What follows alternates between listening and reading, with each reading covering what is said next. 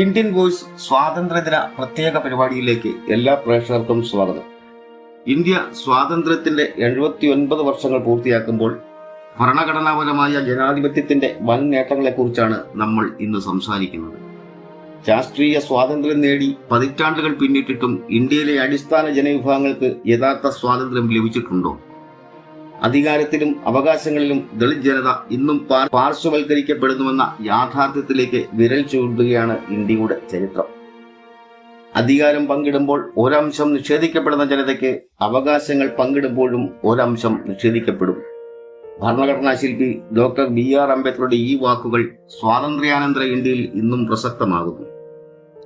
സ്വാതന്ത്ര്യത്തിന് മുൻപ് സമാനതകളില്ലാത്ത ജാതീയ അടിച്ചമർത്തലുകൾ നേരിട്ട അടിസ്ഥാന ജനവിഭാഗങ്ങൾക്ക് ബ്രിട്ടീഷ് ഭരണകാലത്ത് ലഭിച്ച ചില നിയമപരിരക്ഷകളും തുടർന്ന് ഡോക്ടർ BR അംബേദ്കറുടെ പോരാട്ട വീര്യവുമാണ് സമത്വത്തിന്റെ പുതിയൊരു ലോകം തുറന്നു നൽകിയത്. എല്ലാ പൗരന്മാർക്കും തുല്യനീതിയും അവകാശങ്ങളും ഉറപ്പു നൽകുന്ന സമഗ്രമായ ഭരണഘടന അദ്ദേഹം രാജ്യത്തിന് സമർപ്പിച്ചു. എന്നാൽ 79 ആണ്ടുകൾ പിന്നിടുമ്പോഴും ഭരണഘടന ഉറപ്പു നൽകിയ നീതി താഴെ തട്ടിലേക്ക് എത്തിയിട്ടില്ല എന്ന് ചരിത്രം നമ്മെ ബോധിപ്പിക്കുന്നു. അധികാരത്തിലെ പങ്കാളിത്തമില്ലായ്മ അവകാശങ്ങളെ ഇന്നും കവർന്നെടുക്കുന്നു. പരമോന്നത നീതിപീഠങ്ങൾ, രാജ്യത്തെ സുപ്രീം കോടതിയിലും ഹൈക്കോടതികളിലും ദളിത് പ്രാതിനിധ്യം ഇന്നും വിരലിലെണ്ണാവുന്ന പദവികളിൽ മാത്രമായി ചുരുങ്ങുന്നു. സർക്കാർ ഉദ്യോഗങ്ങൾ, നിർണായക നയരൂപീകരണം നടത്തുന്ന ഉന്നത IAS, IPS തസ്തികകളിൽ അല്ലെങ്കിൽ പ്രമുഖ സർക്കാർ സ്ഥാപനങ്ങളുടെ തലപ്പത്ത് ദളിത് സാന്നിധ്യം തികച്ചും അപൂർണമാണ്. ജാതി അതിക്രമങ്ങൾക്കും വിവേചനങ്ങൾക്കും ഇരയാകുന്നവർക്ക് നീതി ലഭ്യമാക്കുന്നതിൽ പോലീസും മറ്റു നിയമ സംവിധാനങ്ങളും ഉദാസീനത പുലർത്തുന്നു. സകല മേഖലകളിലും തൊഴിൽപരമായ വിവേചനങ്ങൾ നേരിടാൻ ഇന്നും അടിസ്ഥാന ജനത നിർബന്ധിതരാകുന്നു.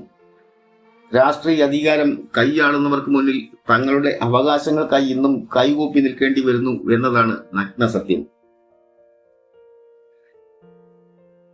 ഡോക്ടർ BR അംബേദ്കർ പറയുന്നത് പോലെ സാമ്പത്തികവും സാമൂഹികവുമായ സമത്വം കൈവരിക്കാത്ത രാഷ്ട്രീയ സ്വാതന്ത്ര്യം അപൂർണമായി തന്നെ ശേഷിക്കുന്നു. അധികാരവും അവകാശങ്ങളും തുല്യമായി വീതിക്കപ്പെടാത്ത കാലത്തോളം സ്വാതന്ത്ര്യം എന്നത് അപൂർണമായ ഒരു വാഗ്ദാനം മാത്രമാണ്. രാജ്യത്തിന്റെ പരമോന്നത നീതിപീഠങ്ങളിലും ഭരണകൂടത്തിന്റെ അമരത്തും അവസാനത്തെ മനുഷ്യനും അർഹമായ പങ്കാളിത്തവും പ്രാതിനിധ്യവും ലഭിക്കുമ്പോൾ മാത്രമേ ഇന്ത്യയുടെ സ്വാതന്ത്ര്യത്തിന് യഥാർത്ഥ അർത്ഥമുണ്ടാകൂ. സ്വാതന്ത്ര്യ ദിനത്തിന്റെ 79ാം ആഘോഷവേളയിൽ കേരളത്തിലെ പ്രമുഖനായ ദളിത് നേതാവും ദളിത് സേനയുടെ സംസ്ഥാന അധ്യക്ഷനുമായ ശ്രീ KL ജോസ് ജനങ്ങളോട് സംസാരിക്കുന്നു. ജയ് ഭീം. ഞാൻ BL ജോസ്, ദളിത് സേന കേരള സംസ്ഥാന പ്രസിഡന്റാണ്. എല്ലാവർക്കും ഹൃദ്യമായ സ്വാതന്ത്ര്യ ദിനാശംസകൾ നേരുന്നു. നമുക്കെല്ലാം സന്തോഷം നൽകുന്നൊരു ദിവസമാണ്. നമുക്ക് സ്വാതന്ത്ര്യം ലഭിച്ചു എന്ന് മാനസികമായ ആഹ്ലാദം നൽകുന്ന നല്ലൊരു ദിവസമാണ്. പക്ഷെ നമ്മൾ ഓർക്കേണ്ടത് രാത്രി 12 മണിയോടടുത്ത സമയത്ത്, അതായത് ഈ 15-ാം തീയതി ഓഗസ്റ്റ് 15 പിറക്കുന്ന രാത്രി സമയം, വെളുപ്പം രാവിലെ 12 മണി കഴിഞ്ഞപ്പോൾ നമ്മുടെ ഒരു സഹോദരി അനഘ മലയാളം സർവകലാശാലയിലെ സ്ത്രീ വിരുദ്ധതയ്ക്കും ജാതി വിവേചനത്തിനും എതിരെ സമരം പ്രഖ്യാപിക്കേണ്ടി വന്ന ദുരവസ്ഥയാണ് നമ്മുടെ സ്ഥിതി. നമ്മുടെ സഹോദരിക്ക് ഈ സ്വാതന്ത്ര്യദിന പുലർച്ചയിൽ തന്നെ ഒരു സമരം പ്രഖ്യാപിക്കേണ്ടി വരും. എന്തിനു വേണ്ടിയുള്ള സമരം? അത് ജാതി വിവേചനത്തിനെതിരെയുള്ള സ്വാതന്ത്ര്യ സമരമാണ് പ്രഖ്യാപിച്ചത്.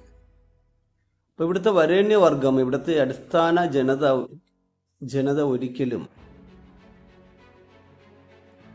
ഉയർന്ന വിദ്യാഭ്യാസം നടത്തി അധികാരങ്ങളിലേക്കോ ഉയർന്ന സ്ഥാപനങ്ങളിലേക്ക് അധികാരികളായോ കടന്നു വരാൻ പാടില്ല എന്ന് ഒരു തീരുമാനത്തിലാണ്.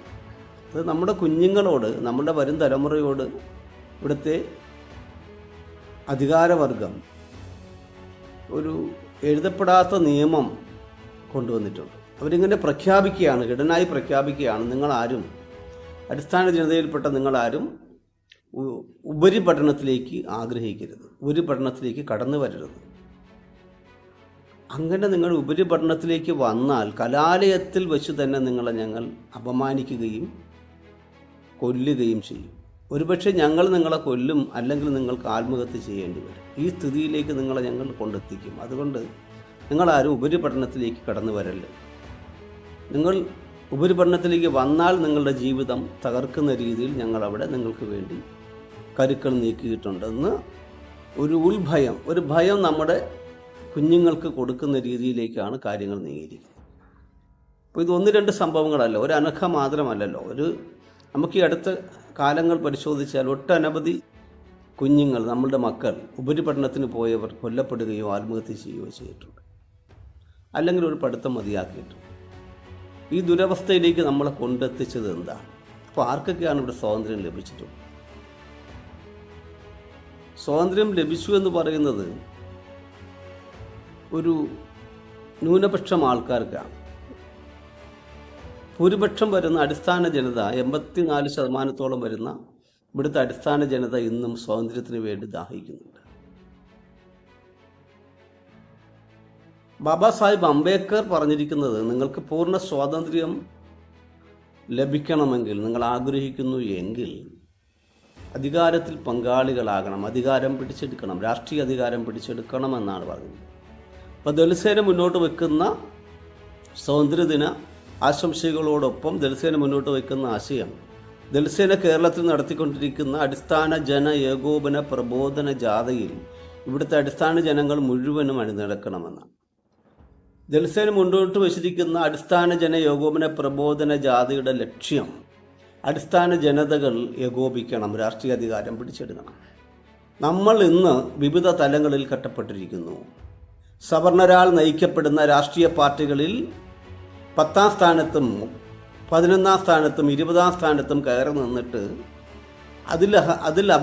അതിലൊരു സ്വയം അഭിനന്ദിക്കുകയും, എന്നാൽ കാര്യങ്ങളൊന്നുമില്ല. 10ാം സ്ഥാനത്ത് നിന്നിട്ട് ഒരിക്കലും അധികാര രാഷ്ട്രീയത്തിലെത്താൻ അവർക്ക് കഴിയുന്നില്ല.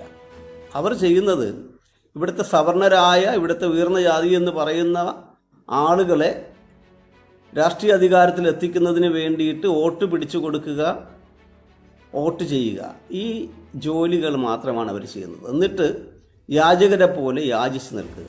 നമുക്കറിയാമല്ലോ, ഒരു യാചിക്കുന്ന ഒരാൾ നമ്മളുടെ മുമ്പിൽ വന്നാൽ നമുക്കിഷ്ടമുള്ളതാണ് കൊടുക്കുക. അവർക്ക് അടുത്ത് തർക്കിച്ച് ചോദിക്കാൻ അവകാശമില്ല. അതുപോലെയാണ് അധികാര രാഷ്ട്രീയത്തിൽ ഇവിടുത്തെ സവർണ മേധാവികളായ ആളുകളെ കയറ്റിയിരുത്തിയിട്ട് നമ്മളുടെ അവകാശങ്ങൾക്കായി യാചിച്ച് നിൽക്കുന്ന അവസ്ഥ. ഇതിന് മാറ്റം വരണമെങ്കിൽ ഇവിടുത്തെ അടിസ്ഥാന ജനത ഉപജാതി ചിന്തകൾ മറക്കണം. വിവിധ തലങ്ങളിൽ, വിവിധ രാഷ്ട്രീയ പാർട്ടികളിൽ, വിവിധ സംഘടനകളിൽ കെട്ടപ്പെട്ടിരിക്കുന്ന നമ്മൾ ഒന്നാണെന്നുള്ള ഉത്ബോധത്തിൽ നമ്മൾ ഏകോപിച്ച് ഒറ്റ പ്ലാറ്റ്ഫോമിലേക്ക് കടന്നു വരണം. രാഷ്ട്രീയ അധികാരത്തിൽ എത്താൻ വേണ്ടിയിട്ടുള്ള വഴി അത് മാത്രമാണ്. അപ്പോൾ ഇവിടെ ഇപ്പോൾ സംഭവിക്കുന്ന വിവിധ രാഷ്ട്രീയ പാർട്ടികളിലും വിവിധ സംഘടനകളുമായി കെട്ടപ്പെട്ട് കിടക്കുന്ന നമ്മൾ പരസ്പരം വെട്ടാനും ചാവാനും കൊല്ലാനും ജയിലിൽ പോകാനും കേസുകൾ പറയാനുമുള്ള ഉപകരണങ്ങളായി മാത്രം മാറ്റപ്പെടുന്നു. നമുക്ക് ചിന്തിച്ചാൽ ജയിലിൽ കിടക്കുന്നതിൽ രാഷ്ട്രീയ കൊലപാതകങ്ങൾ അകപ്പെട്ട് ജയിലിൽ കിടക്കുന്നതിൽ 65% പട്ടികജാതി, പട്ടികവർഗ, ദളിത്, പിന്നോക്ക, ആദിവാസി വിഭാഗത്തിൽപ്പെട്ടവരാണ്. കൊല്ലപ്പെട്ടവരായിരിക്കാം. അപ്പോൾ കൊല്ലപ്പെടുന്നതും ജയിലിൽ പോകുന്നതുമെല്ലാം ഒരേ വിഭാഗത്തിൽപ്പെട്ടവർ എന്ന് പറയുമ്പോൾ നമ്മളെ എവിടെ കെട്ടിയിരിക്കുന്നു, എങ്ങനെ നമ്മൾ അടിമകളായിരിക്കുന്നു? ഒരു കാലത്ത് ജാതിപരമായ അടിമകളായിരുന്നു എങ്കിൽ ഇന്ന് രാഷ്ട്രീയപരമായും മതപരമായും നമ്മൾ അടിമകളാണ്. അപ്പോൾ മതപരമായ കെട്ടിൽ നിന്നും രാഷ്ട്രീയമായ കെട്ടിൽ നിന്നും നമ്മൾ വേർപിരിഞ്ഞ് നമ്മൾ ഒന്നാണെന്നുള്ള ചിന്തയിൽ നമ്മൾ രാഷ്ട്രീയ അധികാരം പിടിച്ചെടുക്കുന്നതിന് നിങ്ങൾ അടിസ്ഥാന ജന ഏകോപന പ്രബോധന ജാഥയുടെ ഭാഗമാകണമെന്നാണ് ദളിത് ഭാഗത്തു നിന്നുള്ള അഭ്യർത്ഥന. അപ്പോൾ ഇനി നമ്മളിൽ ഒരു കുഞ്ഞു പോലും കൊല്ലപ്പെടാതിരിക്കുക,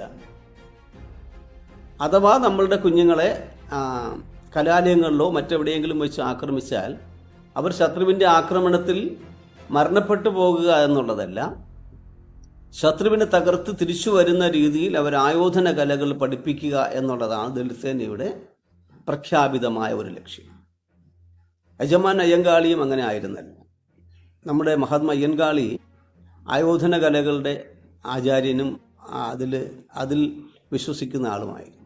അപ്പോൾ ആയോധന കലകളുടെ പ്രസക്തി അതാണ്. കാരണം നമ്മളുടെ പലരും കൊല്ലപ്പെട്ടു. മധു കൊല്ലപ്പെട്ടു, ജിഷ കൊല്ലപ്പെട്ടു, അതുപോലെ പലരും കൊല്ലപ്പെട്ടു. ഇപ്പോൾ ലാസ്റ്റ് നിതിൻ രാജ് കൊല്ലപ്പെട്ടു. അപ്പോൾ എന്തുകൊണ്ട് ഇവർക്കൊക്കെ ശത്രുവിനെ തകർത്ത് തിരിച്ചു വരാൻ കഴിഞ്ഞില്ല?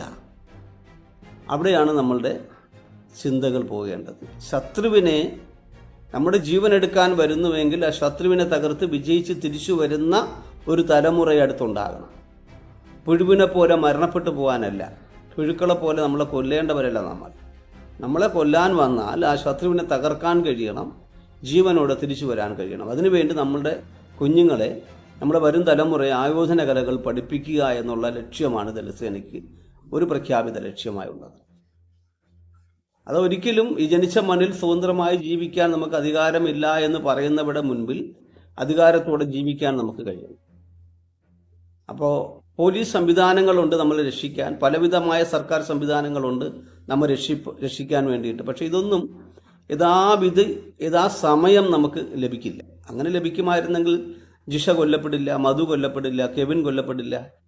അപ്പോൾ അവരെല്ലാം കൊല്ലപ്പെട്ടു പോയല്ലോ.